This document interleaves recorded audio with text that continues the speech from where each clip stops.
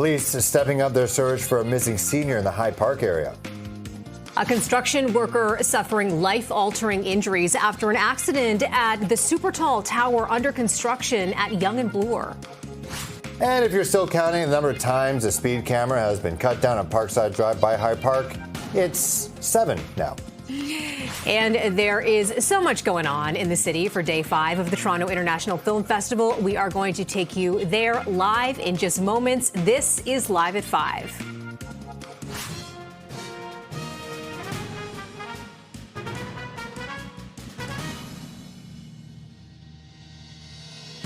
Hello, I'm Melissa Duggan. And I'm Phil Perkins. Thanks for joining us. Our top story. Tiff.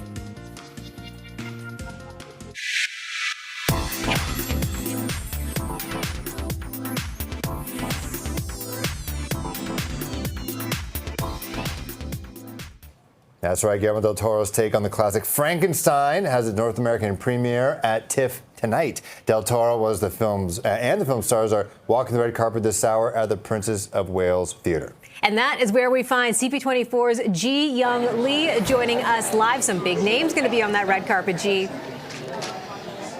Oh, this is a big one, a very highly anticipated film. This is the North American premiere for Frankenstein. As you can see, the carpet is active. This is the composer of the film right here on the red carpet. It is locked down at this point, and Guillermo del Toro, my goodness, he has waited a long time to tell this story, this version of Frankenstein. And what's really cool is there is a Toronto connection.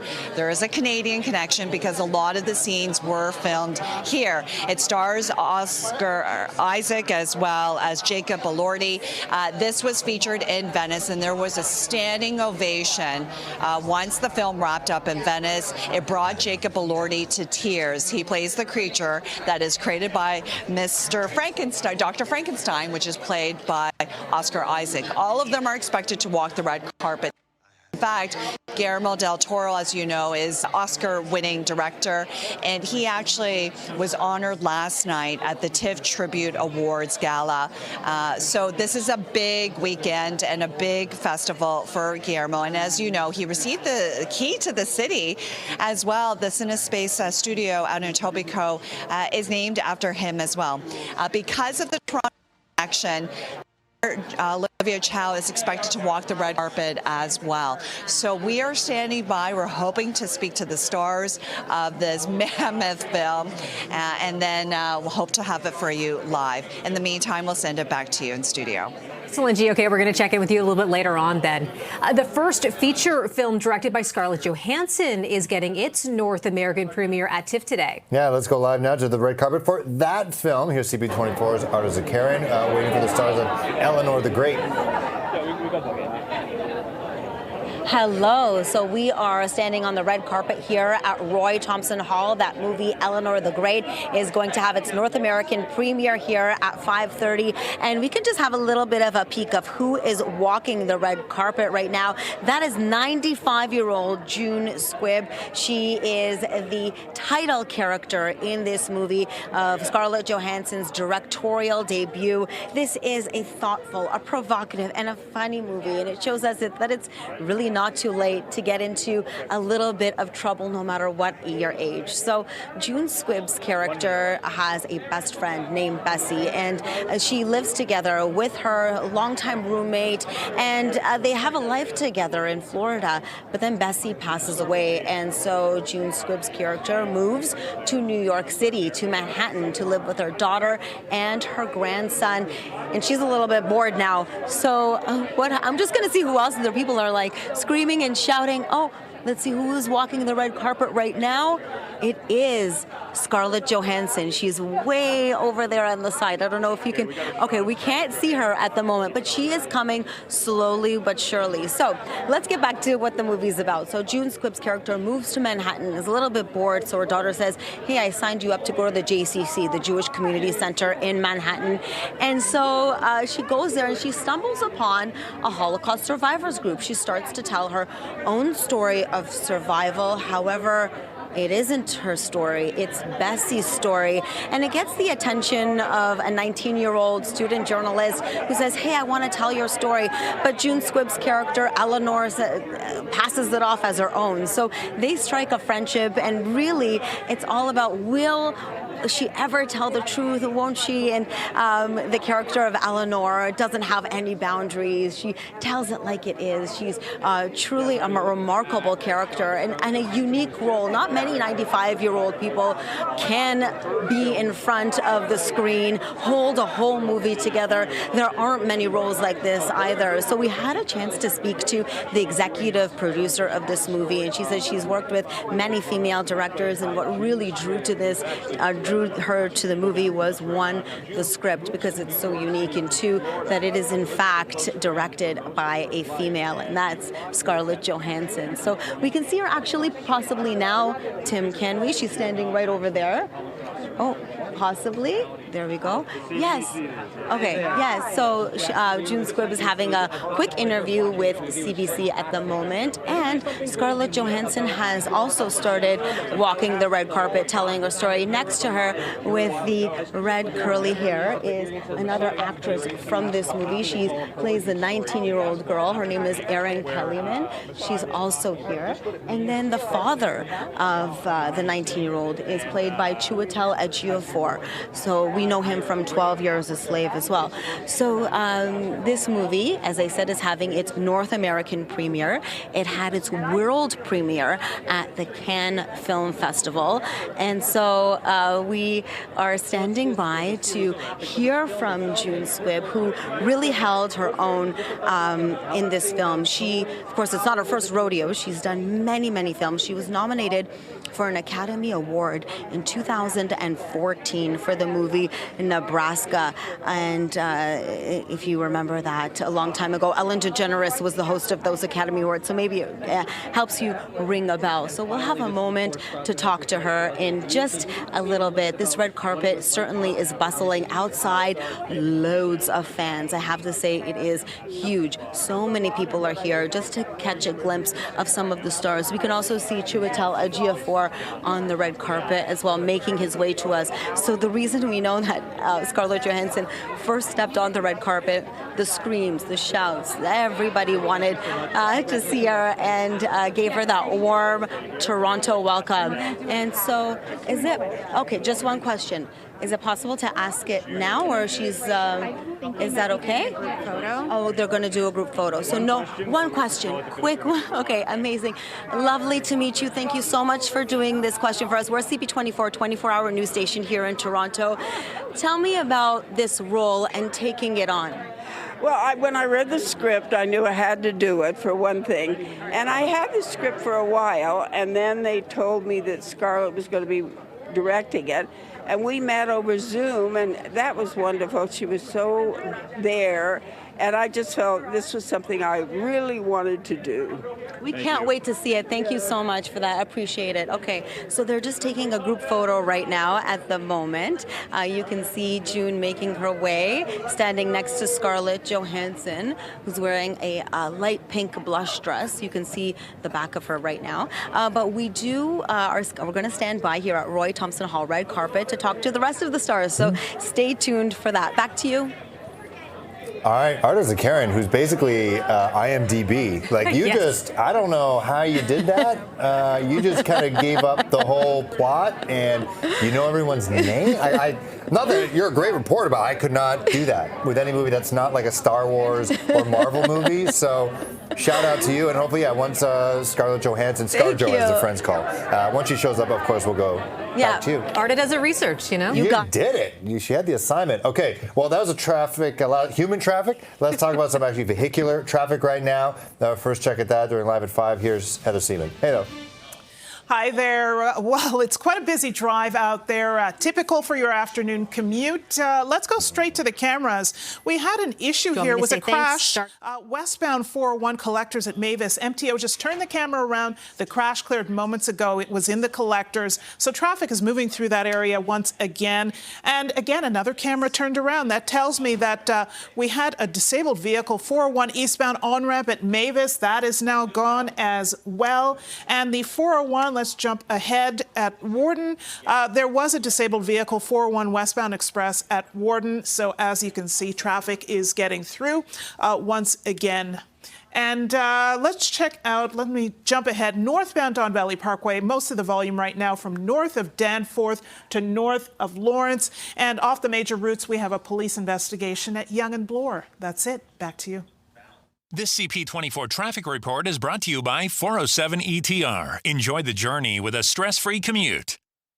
Heather, thanks so much for that. Okay, we were telling you earlier that Guillermo del Toro's take on the classic Frankenstein, it is making its North American premiere at TIFF. We were on the red carpet already. We're going to head back there. Yeah, CP24's G.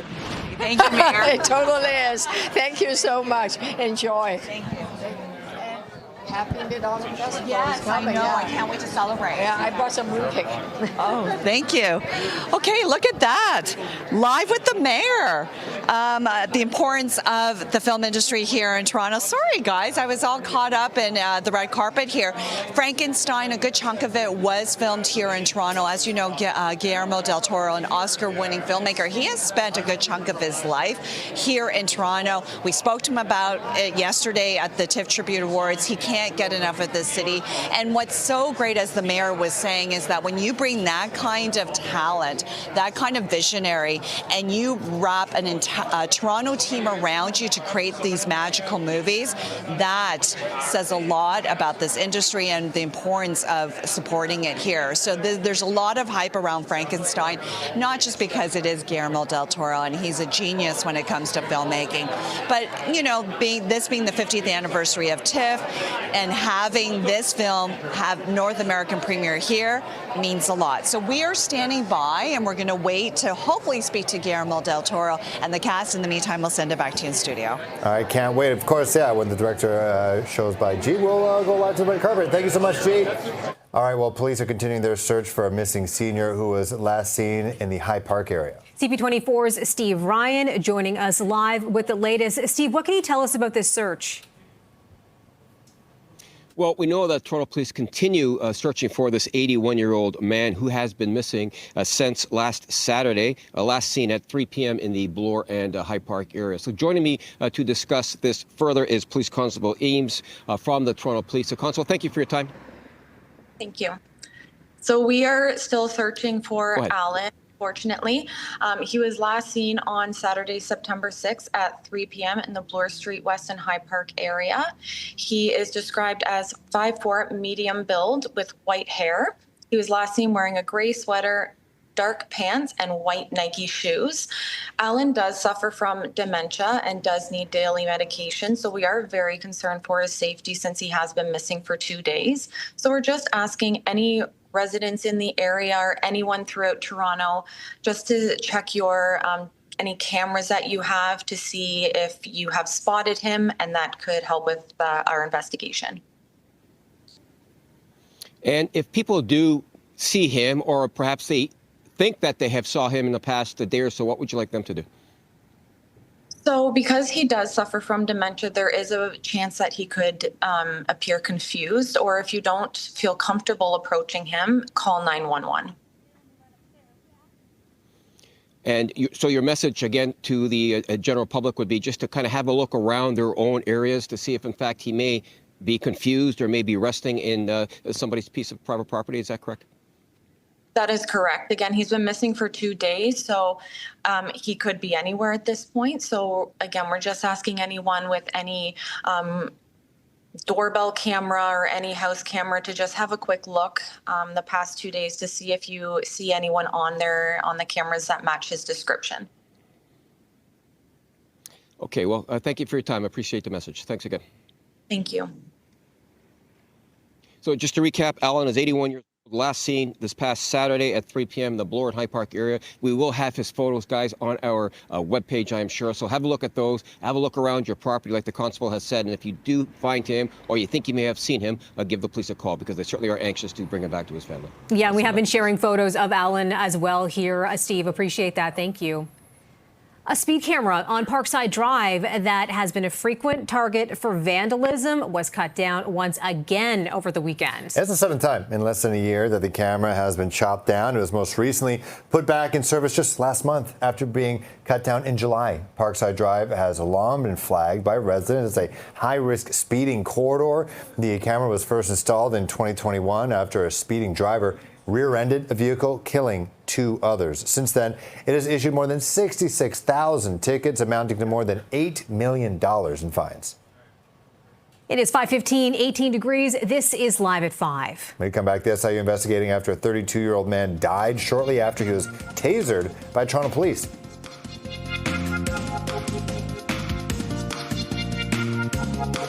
Welcome back to Live at 5. The SIU investigating after a 32-year-old man died shortly after he was tasered by Toronto police. It happened just after 5:30 yesterday evening at a home near Keele and Finch. Officers were responding to reports of a disturbance, and the man was tasered.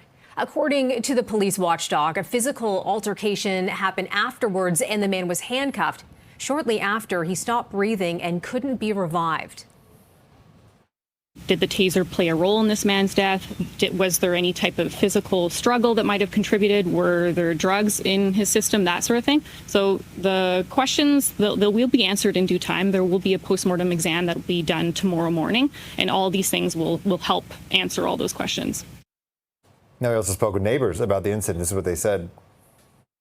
And I kept hearing some banging sounds. So I was just looking through my Ring camera, like I was scanning left, right to see if someone was doing some kind of work. Then the third time I accessed, I saw someone across the street on the veranda. Looked like he was banging on the door or something.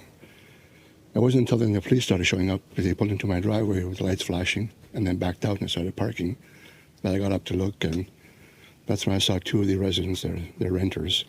One was shirtless and a woman. The police were already talking to them. So there was a freelance reporter here. He told us that the suspect, or the alleged suspect, was tased and eventually passed away. The SIU says a knife was found at the scene, but isn't confirming whether it was involved in the altercation. The man has not been identified yet. Food Banks Mississauga says demand for its services are at a record high. Yeah, this comes as the organization launches its Thanksgiving drive. Its network of 60 food programs saw more than 503,000 visits last year. That's an annual increase of 20% and the most visits in its history. It says clients are now using a food bank more than 10 times a year compared to less than 5 in 2021. The Thanksgiving drive aims to raise $800,000 by October 17th. The CEO of Food Banks Mississauga says growing income inequality means more people are relying on food banks. Well, it's the same thing I've been saying every single year. Incomes are too low, cost of living is too high. And so people are being forced to rely on food banks just to make ends meet. And so, like I said, people used to come 3 or 4 times a year. Maybe it was between contracts or when a seasonal job ended. But now, every single month, people don't have enough income and are being forced, because of those low social assistance rates, low minimum wage jobs, gig work, to rely on the food bank just to make their ends meet every single month. And we know that that gap is just getting wider and wider and wider. All right, let's go back to CP24's Arda Zakarian of the red carpet for Eleanor the Great. Arda. Eleanor is a unique character. I mean, she moved to New York, she's 95 years old. She takes on the story of her deceased friend of being a Holocaust survivor, yet it seems like she's so lovable. What makes her so lovable? Is June a big part of that? How does it work?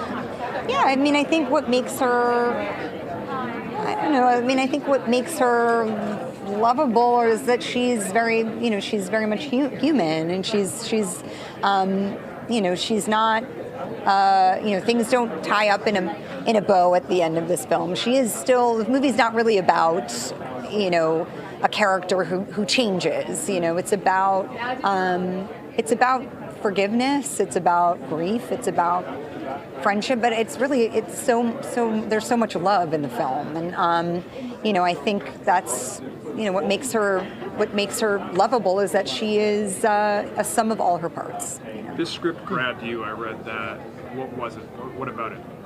I think it was, certainly the sort of plot twist, it was very surprising to me. I found it to be very funny, and then suddenly, in a moment like incredibly profound and then very touching and moving, and then also funny again. Like it really had so many elements of, the potential for storytelling that I love in films. How did you bring those waves of like from funny moments to touching moments? How did you bring all of those alive and weave it together?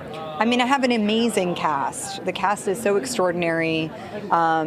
June Squibb, Chiwetel Ejiofor, Erin Kellyman, who's a revelation, Jessica Hecht. I mean, these are such fine actors, and it's just listening to them and helping to get them to these little moments of discovery, helping to encourage that, and that's how I found it. It was just by really watching them, and then let them do their magic. Thanks, guys.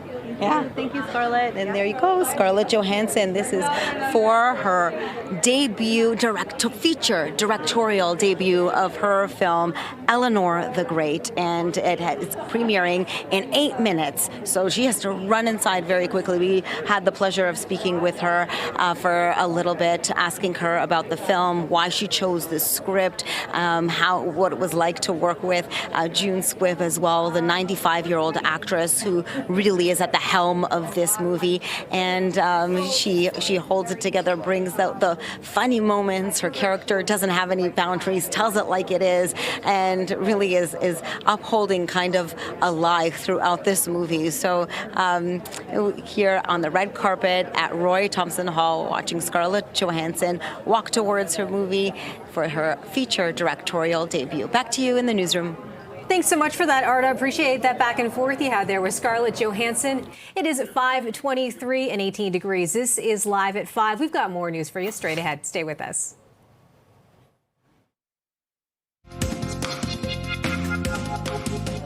We are live here at the Princess of Wales Theatre for the North American premiere of Frankenstein.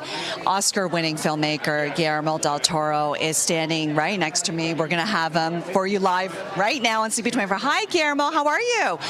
You're live on CP24. Yes. Congratulations on the film. It got a standing ovation in Venice, to the point where Jacob was tearing up. Yeah. How much did that mean to you? Because I know this is a passion project. A lot. I mean, the work of a director is very solitary. You are there, turn on the light for everybody to come in. The party is over. You clean, you sweep, you mop, and then you turn the light off, and then you finally see how it turned out. You've wanted to do this film for a long time. How did you make this version different from past versions? Oh, it's absolutely, it's the only thing you can offer is your voice. How do you renew a song? Your voice. And the way you arrange the music and, the tempo and the tone and the beauty or the pain or the rhythm, So this is a song completely sang anew. You love Toronto. You spent a good chunk of time here. You were given the key to the city. I know. And the studio named after you. So what are some of your favorite spots to visit here in Toronto when you are walking around in Albert? Oh, my God. Every bookstore you can think of, there's at least 6 world-class bookstores. There's at least a dozen world-class restaurants, parks. I think that the beauty of Toronto is that it doesn't take itself seriously. But it is a seriously great city. Thank you so much. Congratulations. So how cool is that? Guillermo del Toro, he spent a good chunk of his career here. And in fact, he's made films here, which is so incredible because when you get that kind of level of filmmaking and then build a team around this filmmaker, it's such a real treat because you get to see his vision come to life, and he works with Canadian teams, he works with teams here in Toronto. This is a massive, massive movie, and as I mentioned, it just played at the Venice Film Festival to a roaring applause at the end with a standing ovation. The cast is here in town. We are hearing cheering coming from King Street, so I assume one of the big stars have arrived. So we are standing by here on the red carpet, but what a treat to be able to speak to Guillermo del Toro. I mean, it doesn't get any bigger than this. It's pretty awesome stuff. CP24's Jian Lee nabbing the director right when he became available. Thanks so much. Appreciate that. Pretty cool. We have a directorial debut for Scarlett Johansson. Yeah. And then a veteran director, Academy Award winner, Guillermo del Toro. I like what he said about the city, too, saying that Toronto doesn't take itself seriously, but it is a seriously great city. Yeah. It could take itself a little bit more seriously. You gotta shovel some snow. It's 5:28, 18 degrees. You're watching Live at 5. More of today's top stories we come back. I mean, yes. I mean, that is a very We'll be serious. It's a good-looking city. We'll be a little serious. Just serious.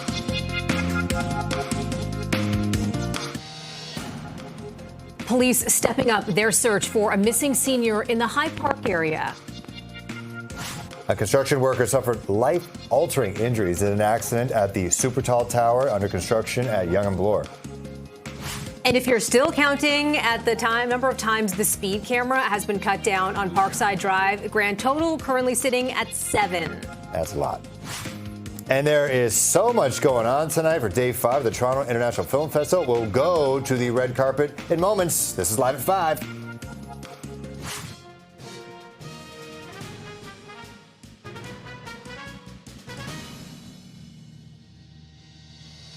Hi, I'm Melissa Duggan. And I'm Phil Perkins. Our top story: police continuing their search for a missing senior who was last seen in the Hyde Park area. Let's go to CP24's Steve Ryan joining us live with the very latest on this search. Steve, what can you tell us? Well, we know, according to police, that Alan was last seen this past Saturday, September the 6th at 3 p.m., as Phil just said, in the Hyde Park and Bloor Street area at 3 p.m. Police are very concerned for his well-being, and they are actively trying to find out where he went. He is described as a 5'4", 81 years of age, balding, white hair, last seen wearing thick gray sweater, black or gray pants. We're showing you a picture of him right now. And he was wearing Nike shoes with a cream-colored swoosh on the shoes. Now, a short time ago, I spoke with the Toronto Police, and here's what they said with regards to looking for this missing man. Let's listen. He was last seen wearing a gray sweater, dark pants, and white Nike shoes. Alan does suffer from dementia and does need daily medication, so we are very concerned for his safety since he has been missing for 2 days. So we're just asking any residents in the area or anyone throughout Toronto just to check your any cameras that you have to see if you have spotted him, and that could help with our investigation. Yeah, worth repeating. Because this man suffers from dementia or is experiencing dementia, police are asking those, particularly in the area here of Hyde Park and Bloor Street, to check your properties, check your surveillance videos as well, to see if, in fact, you have perhaps captured a glimpse of him, and that may help the police track down where this man is. Send it back to you guys. All right, Steve Ryan outside Hyde Park in the neighborhood there. We appreciate it. Another story working on: a construction worker has suffered life-altering injuries in an accident at a downtown condo. CP24's Sija Liu joining us live from the scene at Yonge and Bloor. What's happening there, Sija? Well, right now the scene has cleared, but this was a very busy intersection where fire crews were called here to rescue a man who was stuck very high up of this construction site of a building. I'm here at 1 Bloor West, where fire crews were called here just before 1 o'clock today, and they had to make quite the climb to rescue an injured worker. This building here is 87 stories, and they were told that there was an injured worker on the 67th floor on the platform who fell from that floor down to the 66th floor. And initially, fire crew said they tried to make contact with this worker, but they had trouble reaching him given the nature of this. Our Chopper 24 was over the scene earlier to give you a glimpse of what it looked like quite high up here.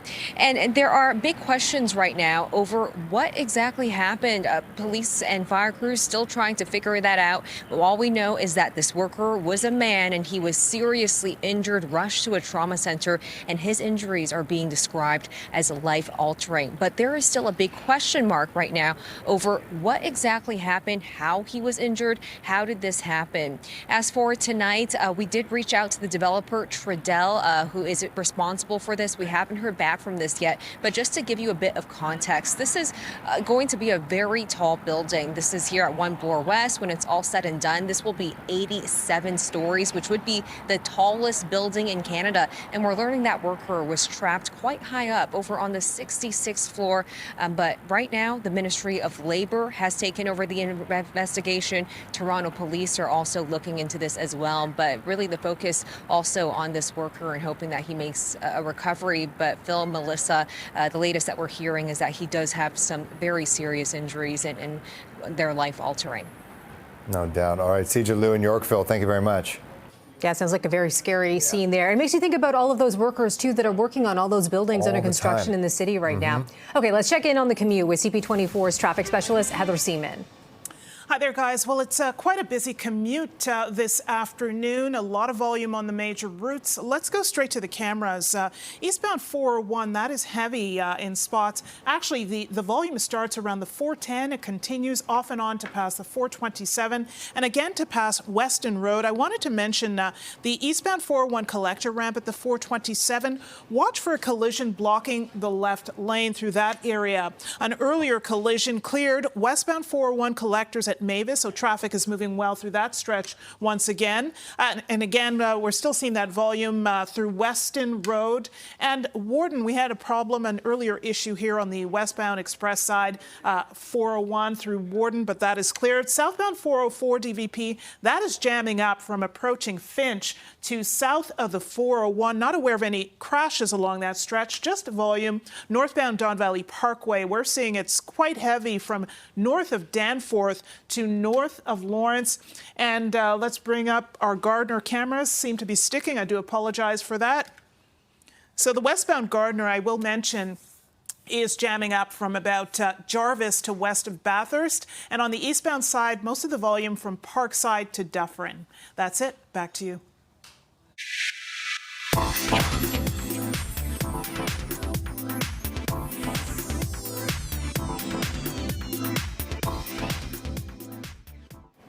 Well, Guillermo del Toro's take on the classic Frankenstein has its North American premiere at TIFF tonight. Del Toro and the film stars walking the red carpet this hour at the Princess of Wales Theatre, and that's where we find CP24's Ji Young Lee. Hey, Ji.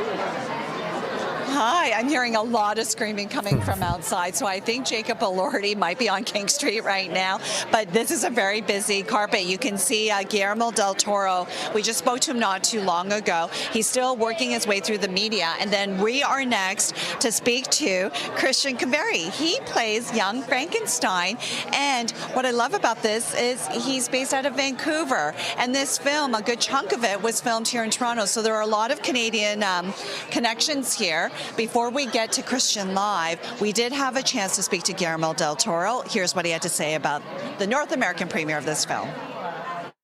The work of a director is very solitary. You are there, turn on the light for everybody to come in. The party is over. You clean, you sweep, you mop, and then you turn the light off, and then you finally see how it turned out.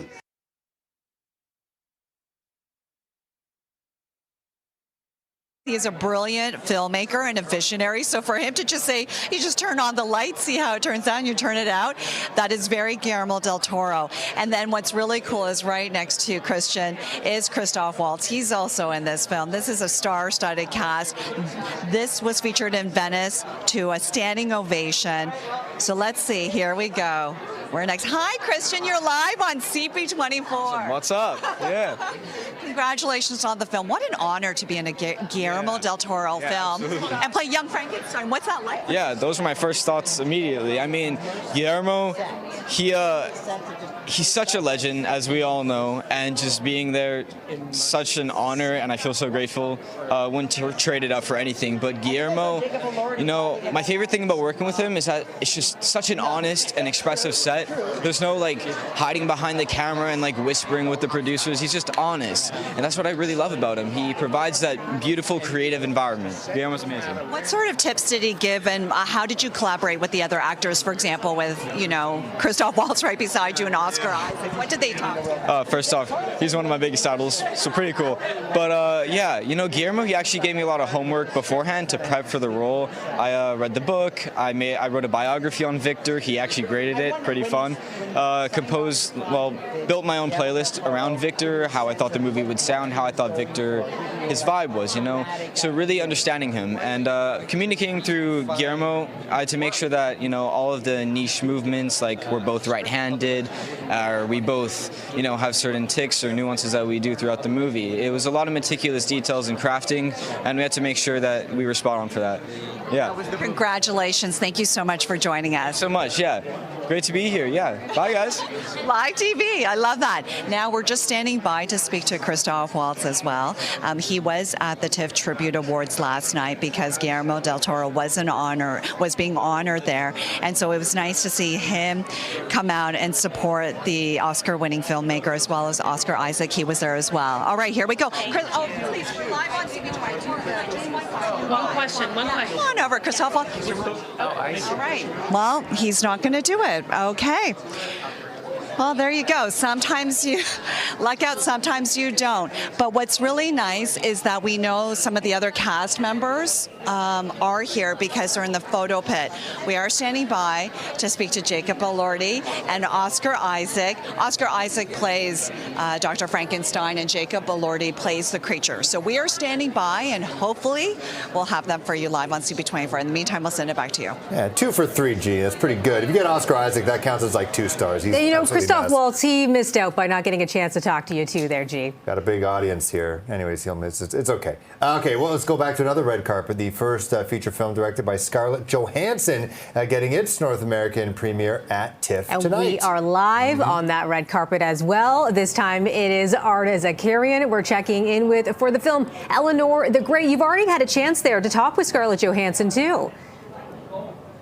I did have a chance to talk with Scarlett Johansson. This is her feature, a directorial debut, and when I asked her about this movie, it really has a lot of heartwarming moments, humorous moments, how she married it all and made it work. She really gave all of the credit to the actors that she was working with, especially June Squibb, who is 95 years old. She is the title character in this film, and it follows her journey. She has a roommate named Bessie. She's been living with her for a very long time. It's her best friend. They live together in Florida, but then Bessie passes away. So June Squibb's character, Eleanor, ends up moving to New York City with her daughter and her grandson, and she becomes a little bit bored there. She says, what am I going to do here? So her daughter actually tells her, hey, I got you a little entryway into the Jewish Community Center in Manhattan.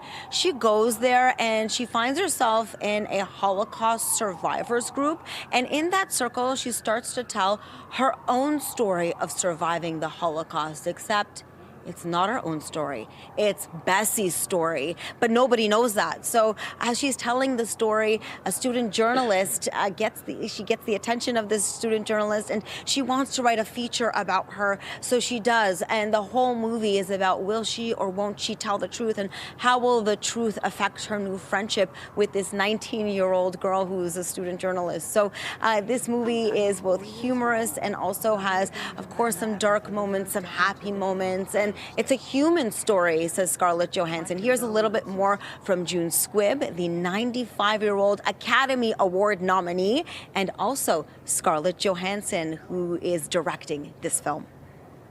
When I read the script, I knew I had to do it, for one thing. And I had the script for a while, and then they told me that Scarlett was going to be directing it. And we met over Zoom, and that was wonderful. She was so there. And I just felt this was something I really wanted to do. You know, it's so rare that a script comes along that feels like a little gem. And, you know, it really reminded me of these certain kind of New York-centric projects that are very character-driven that I loved growing up, like Crossing Delancey and Living Out Loud and Moonstruck and, you know, movies that are very much about, you know, what it is to be human and you know, in all of its flaws, in all of its or perceived flaws and you know, strengths and emotional strengths and all of that. So it was such a extraordinary script. So the movie's having its North American premiere here at the Roy Thomson Hall. It's been already going on for 15 minutes. Lucky people are inside. Of course, this is TIFF, the People's Festival. So really the public is the audience for today. Back to you. All right, Arda, thank you very much. Appreciate that. 546, 18 degrees. You're watching Live at 5. More of today's top stories as we come back. A suspect has been identified in a double shooting in Pickering. Yeah, he is 33-year-old Mahi Parambanathan in the shooting. This happened near Liverpool and Kingston Roads on August 16th. 2 people were found with gunshot wounds, taken to hospital with serious injuries. If you have any information on his location, you're being asked to contact Durham Police or Crime Stoppers if you want to stay anonymous. Food Banks Mississauga says demand for its services now at a record high. Yeah, this comes as the organization launches its Thanksgiving drive. Its network of 60 food programs saw more than 500,000 visits last year. That's an annual increase of 20% and the most visits in its history. It says clients are now using a food bank more than 10 times a year compared to less than 5 times in 2021.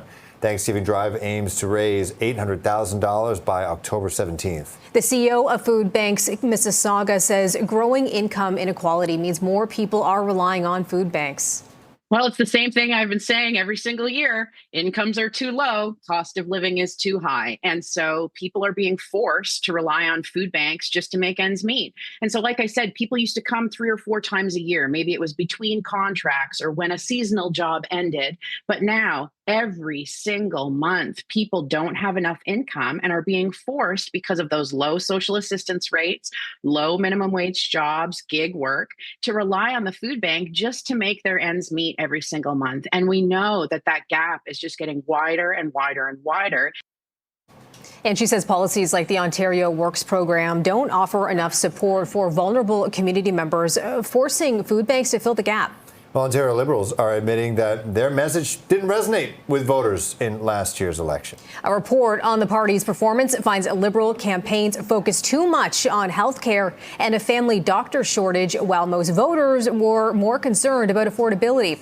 Premier Doug Ford's campaign centered almost exclusively on fighting U.S. tariffs, and he went on to win a 3rd straight majority. The Liberals went from 9 seats to 14 and regained official party status, but leader Bonnie Crombie failed to win her seat. A review found the Liberals didn't do enough to differentiate Crombie from the leaders of the other parties. An alleged cult leader and self-proclaimed Queen of Canada, Romana Didulo, is free on bail. A Saskatchewan judge granted Didulo's release today. The 50-year-old is charged with breaching a court order and attempting to intimidate a justice system participant. She was arrested last week along with 15 of her followers at a compound west of Regina. Police seized 13 imitation handguns and ammunition at the site, which public health officials declared unfit for habitation. Didulo's group is known for promoting various conspiracy theories. She's set to return to court next week. 551, 18 degrees. Watching Toronto's breaking news, CP24, specifically Live at 5. More of today's top stories when we come back. A U.S. appeals court has upheld an $83.3 million judgment that columnist E. Jean Carroll won from Donald Trump in a defamation lawsuit. In a ruling issued today, the court rejected Trump's appeal of the decision, finding the civil jury was fair and reasonable. The suit centered on Trump's repeated online attacks against Carroll after she accused him of sexually assaulting her in the 1990s. A separate jury also awarded Carroll $5 million in a 2023 sexual assault and defamation verdict. Trump's lawyers had asked for a new trial. A new piece of art by elusive street artist Banksy will be removed from a wall outside of one of London's most iconic courts. The mural showing a judge beating an unarmed protester with a gavel is captioned Royal Courts of Justice. Banksy posted a photo of it on Instagram, which is how he proves his artwork is authentic. Security officers quickly covered it up with sheets of plastic and metal barriers and stationed 2 guards in front of it. The court says it'll be removed to preserve the historical significance of the 143-year-old building. Rick Davies, the lead singer and co-founder of the band Supertramp, has died. It was an early morning yesterday. Davies died following a decade-long battle with blood cancer. He and bandmate Roger Hodgson formed Supertramp in 1969. The British band's 1979 album, Breakfast in America, topped charts in Canada and the U.S., winning 2 Grammys and selling over 18 million copies. He was 81. It is 5:55, 18 degrees. This is Live at 5. Still ahead, Felix Auger-Aliassime's strong performance at the U.S. Open has bumped him up 14 spots in world rankings. More on this just ahead. Okay, so he didn't win, but Felix Auger-Aliassime's strong performance at the U.S. Open has bumped him up 14 spots in the world rankings.